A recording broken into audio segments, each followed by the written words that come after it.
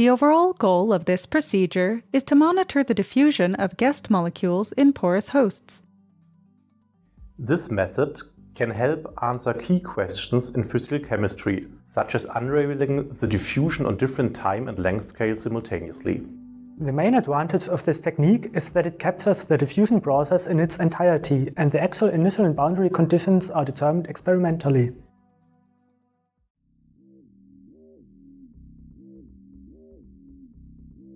To begin this procedure, fill a 10 cm diameter petri dish with ethanol up to a height of 5 mm. Place an aerogel into the petri dish and cut off a cylindrical piece of 5 mm to 1 cm in length. Following this, cut a piece of heat shrink tubing that is about 1 cm longer than the cylindrical piece of aerogel.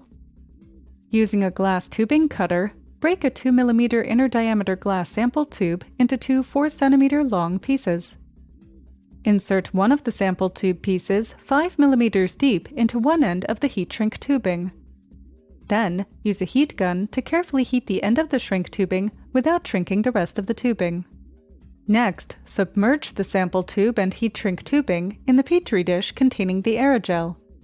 Carefully push the cylindrical piece of aerogel into the open end of the heat shrink tubing.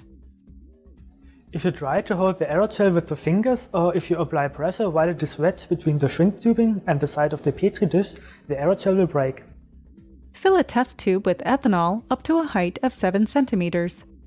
Insert the second 4 cm long piece of sample tube into the open end of the heat shrink tubing. Transfer the sample from the petri dish into a test tube, making sure that the open end of the heat shrink tubing is oriented to the